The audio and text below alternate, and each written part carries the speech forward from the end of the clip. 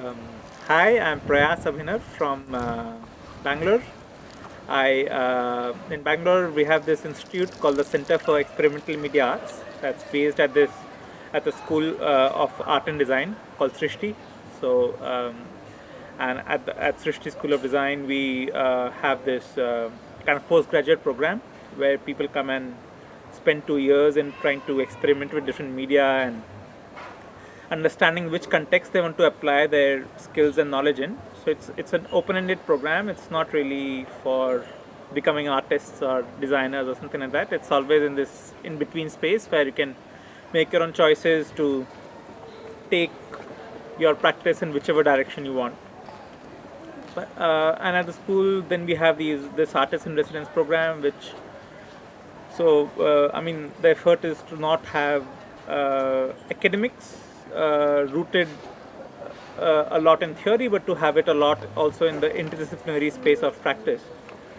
So we have long-term residencies actually. So some artists have spent like 3 years, 4 years at the institute, and they develop projects there. How I came about here.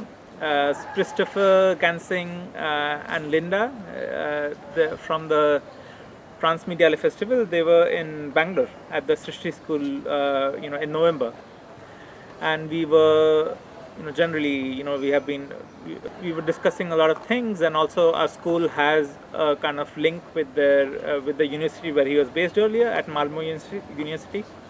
So they were a context for us to talk and exchange information. So one of the things we were actually looking at was Bangalore as an ecosystem, and looking at the kinds of production energies and capabilities that come out of there, and actually people with skills. So what happens? So we were looking at this really sophisticated, market of technology where people sell their skills internationally, and there is this whole trade happening, this outsourcing actually happening. And then you also have gray market. So this whole ecosystem where it's like a meeting point between everything, that's a lot of things that are happening here and a lot of things that are happening in Taiwan and China and all of that. So you have a lot of Chinese hardware, and then you have a lot of cheap pirated software developed here. So then it becomes like a really robust ecosystem for stuff to happen. And we were actually trying to see how artists and innovators have actually tried to draw from this ecosystem in trying to develop projects and do things. I mean, where it comes to is, in technology you have this kind of dehumanization happening, where the moment you say you're technical, you're naturally assumed to not have some certain other factors. So obviously you don't know how to read a poem. I mean, things like that. I mean, you're not expected to be, let's say, rooted in lots of other faculties. And so we were, actually looking at that subtle process of de-individuation, or this becoming a non-person when you are dealing with technology, when you're actually dealing with the skills in technology, because then you're naturally assumed to be more as someone who is going to implement or execute things rather than think of what to do. And what's generally more a part of critical discussions and scenarios which are trying to look at the flows of global business is, okay, they'll maybe look at labor conditions of labor in which labor operates, and they will maybe look at the value of labor in different ecosystems and how that can reach a parity at a point. But beyond the point, it's still looked at as labor. So in outresourcing, where we first started from was, what if it's become something which is not labor? So for example, if you're cooking for yourself, it's not so laborious a task as when you're cooking for someone else maybe. So if we would design systems so that people who are generally more part of the who are people who are actually means of production for technology, if they can also be a part of the design, and if there can be some rerouting of the flows in which technology gets produced and gets thought about. But then the idea was not just to maybe reverse something and see what happens, but then also to understand, because this reversing is dealing with human beings and how they respond to situations and what they do. And so it would actually be to see what gets created and what happens, what gets responded to, what's the narrative if some flows are changing for some time. Yeah, so I mean, empowerment is not really so much a part of the narrative, because empowering is something you do when you are maybe when you have certain capability or power. But it's more play, like, when for example you have these different cultures. One is the DIY culture, which is here, and maybe the culture of the hacking community, which is maybe more global. But then you have these communities of grassroots innovators in India who and a lot of local innovators who kind of make things to solve their own needs, and they do it in whichever way they can. And they're not doing that to either be part of they're not doing that to be artists, they're not doing that to set up have startups which sell their innovations, but they're basically trying to plug holes which they don't want to fall into.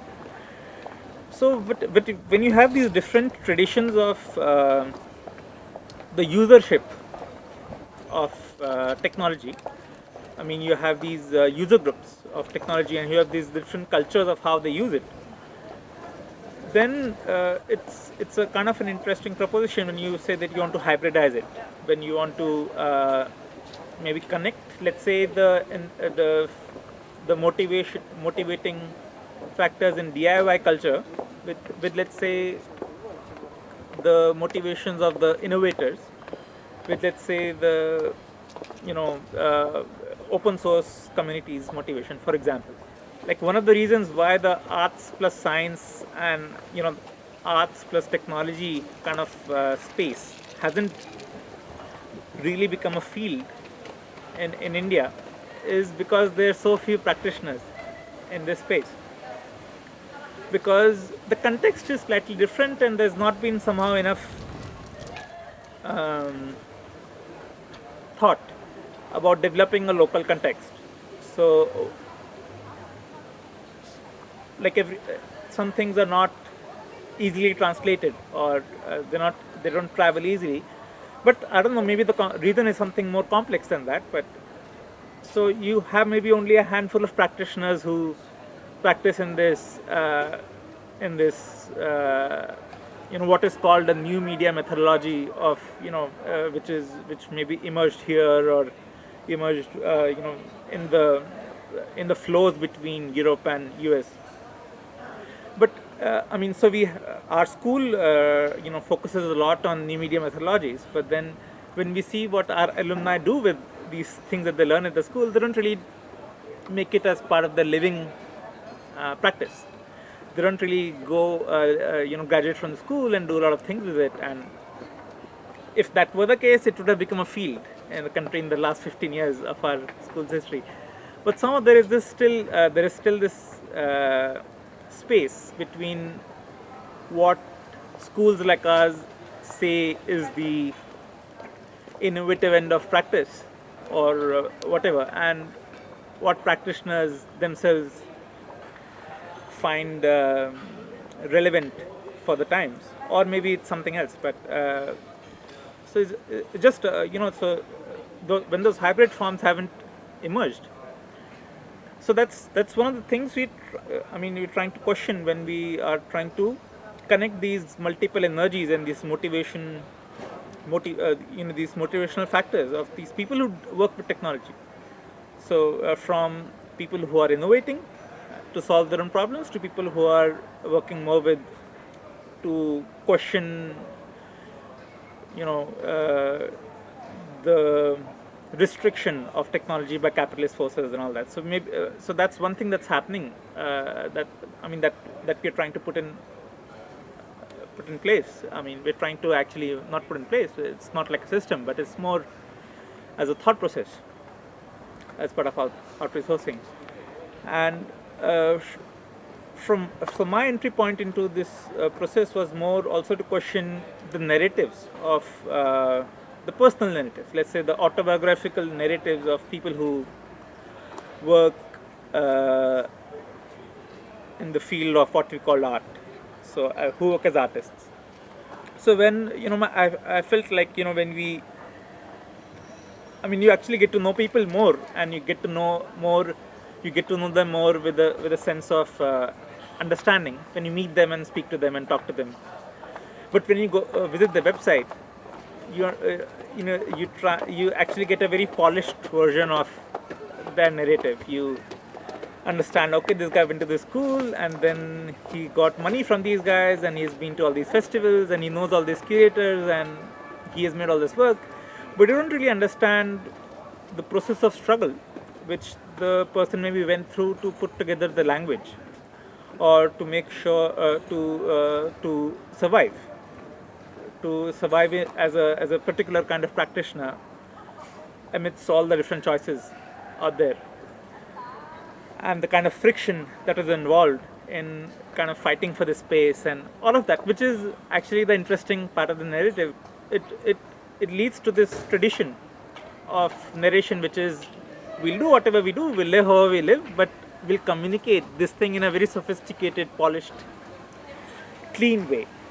And that's and I thought that that's maybe one reason why in the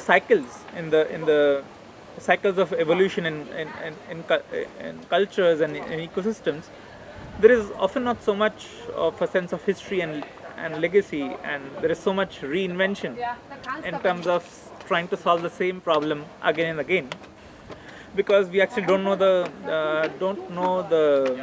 lived experience. We don't have the source code to say, so to say. So what I'm trying to do here is so I'm making this programming language. It's called Shadow, it's not so much of a programming language as it's a notation language, using which defines the syntax, using which people can write. They can write. It's meant for writing personal narratives, but it tries to, of course, do one thing where it identifies these are the kind of components of a personal narrative. There will be flows, there will be characteristics, there will be entities, there will be all of this. But then more than that, it's not a literal syntax. So it's not like PHP or Ruby where you have these defined keywords. The keywords are free. You can define as many keywords as you want using the syntax. So, which means, which also has these examples of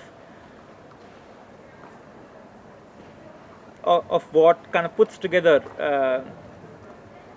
a robust narrative of what you've been up to, and the effort there is actually to try and see, because if I make a artistic project out of it, I can go and interview people about how they struggled and how they survived, and it can again become an archive, which is a work in itself. It won't be so much of a tool as a work. And a way of not doing that is to maybe seed some kind of a tradition, and to work very much in, like when you put up your source code at GitHub and you have a roadmap of where you want to take a certain project, and then you have collaborators joining in, and then you have a discussion sometimes happening about whether this project needs to exist in the first place or not. But during those discussions, what happens is a kind of it works as a focusing device in differentiating that project from other projects, and in developing its own momentum. So, which is why I thought it's good to keep it very vague. It's good to keep it very open, and then put up the source code of the system that will kind of make this language operational. So I'm calling it shadow because it's like talking about these undercurrents in a way that keeps them as undercurrents. So which it doesn't think of maybe scaling these narratives or taking them to a bigger audience or using like the social web or any of that to connect more people or whatever. So the point is not to make these things more visible, but the point is to document these things and to make them and to make it readable for you if you're also a participant. So it's basically it will be what I'm thinking of.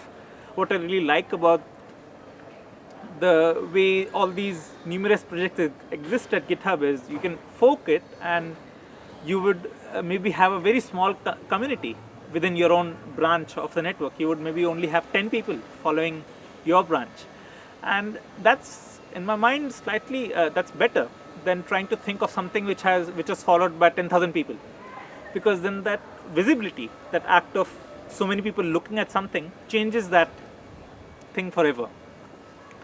So so the project is more shaped as a language and the definition of which will exist out there, and people would be able to use it in their own context, like download it, set it up at their own website, and invite their friends to write there, and have like a small community of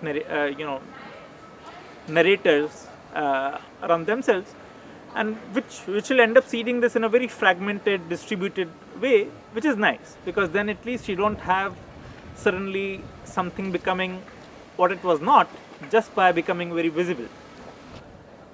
Yeah, outsourcing really started off after Christopher and Linda left Bangalore, more as this series of Skypes that we guys were doing, maybe once in 2 weeks or something like that.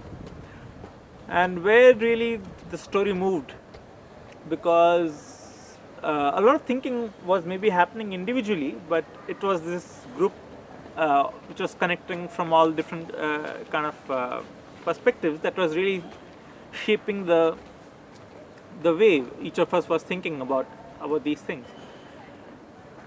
So there's Meena Wari in Bangalore, who is a curator and who is trying to maybe put together some response in a cultural context, in a practice-based context of which he wants to curate. Christopher Gansing is maybe at this point maybe not doing a project. He's more coordinating and maybe facilitating the discussions and putting things together as resources. And Linda Hifling she's working more on her idea of media archaeology and trying to look at media which sometimes becomes like undead media, which is dead for all facts and purposes, but it's also living on in a kind of afterlife and takes on a different role.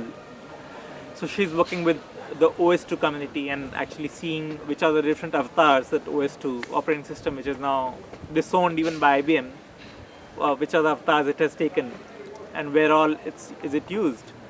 And it's quite a fascinating story in my view to see that it's actually used to control all the tram systems, or I mean it's used in a lot of places for no obvious reason. Maybe there are some reasons, I don't really know.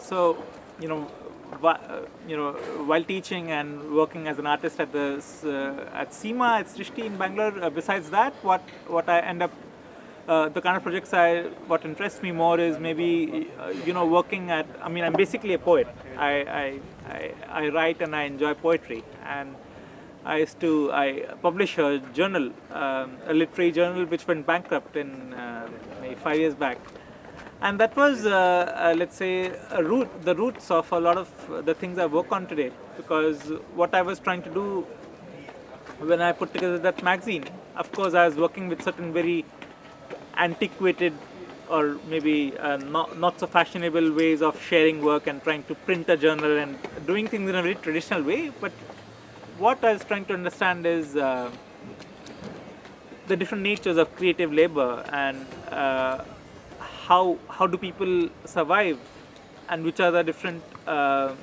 masks they wear in, and kind of roles they play in trying to kind of act their way out of doing some of what they want to do and doing some of and saying something which people want to listen. So it was more like this complex game that people are sometimes okay with playing also, in which they kind of try and figure out a space for them to actually exist and do some things that they want. So what I do now is I like to work on games. So I develop these games which so sometimes modify existing games, but sometimes create separate gaming narratives, and which are like so I'll maybe describe quickly a few games instead of trying to paraphrase them. So so in the last month I was working on this game called Distortion Field, which takes this car racing archetype of a game, which is top-down car racing, in a way which becomes a metaphor for something else.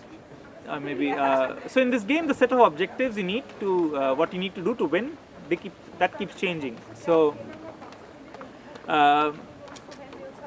how you can win in most situations is sometimes not by winning the race, but by escaping the race.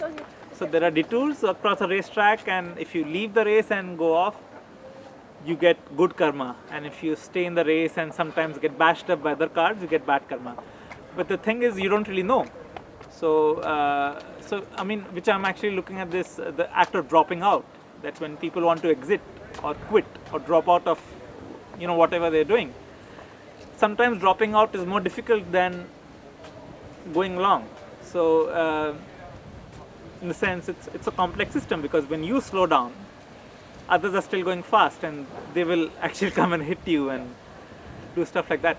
So that game was more of a model, let's say, to understand how complex the act of dropping out actually becomes sometimes. But then more than that, I've been in my games that like in some games I've been trying to look at the complex psychological spaces we end up in when we so I've been studying the work of Carl Jung, and so we have a small Jungian community in Bangalore. So I've been doing some interviews with analysts to try and draw on certain complex situations which are modeled by him, and put translate them into game worlds. So one thing I worked on was again a game in which I was trying to chase myself. So it's all avatars of me, but in which the speed at which I run and how fast I can catch the other me depends on which word I eat. So there are all these words which are floating about, and which I can jump and eat a word. So it's really looking at language, which and the nature of language in perception. It's either perceived, some words are perceived as good words, some words are perceived as bad words and as negative words and positive words. But of course these values keep changing, but sometimes we don't know that. So it's a game which looks at the perception of the game players in which words they want to eat, thinking that their speed will increase, and which words they want to escape, thinking their energy will decrease, and what is the reality in the system. So yeah, I've been generally drawing more on my interests in language and poetry, and trying to also interrelate them with other media and experiments, and in trying to develop these complex models of this tendency in our cultural as a meme to visualize everything, so that we don't have to deal with it as text. And sometimes dealing with things in the text form is the hardest and the most difficult thing to do. So I work on some of these projects, and I've documented some of these on my website, and that's what I've doing.